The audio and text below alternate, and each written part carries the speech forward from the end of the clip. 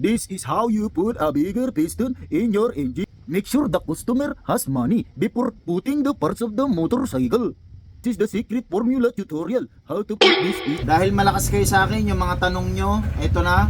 Okay, mga kalisto, i-compare natin ang size ng mga XTC block na ito. Stock 57mm and 62mm. Ano ba yung mga pinagkaiba nila? Tingnan natin kung gaano kalaki yung diferensya sa laki ng piston, yung block. Tingnan natin. So yan ha, ito yung stock. Ganito lang siya kalaki. Ito yung stock na bore.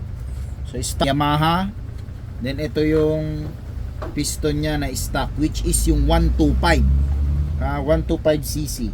Compare muna natin siya dito sa 57mm. Ito siya. So yung piston niya, yung unahin natin yung piston, compare natin. Ito yung side niya. Ito yung side taas niya. So yan.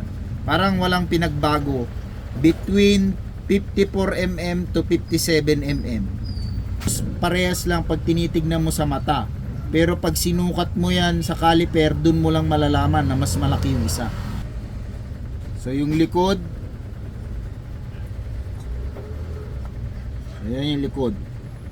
Compare naman natin yung stock sa 62mm. So ayan, dun mo lang makikita talaga sa mata na ang laki na netong 62mm. Kita silang dalawa. Yan. Then yung piston niya, ito siya. Yan. Ang layo na po mga kalisto, yan. Ang layo na ng 62mm sa stock na piston ng XTC. Yan. Tabi-tabi mo yan.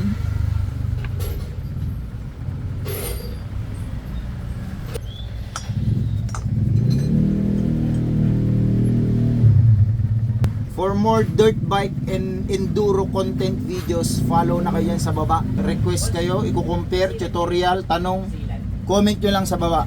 Yan. Salamat.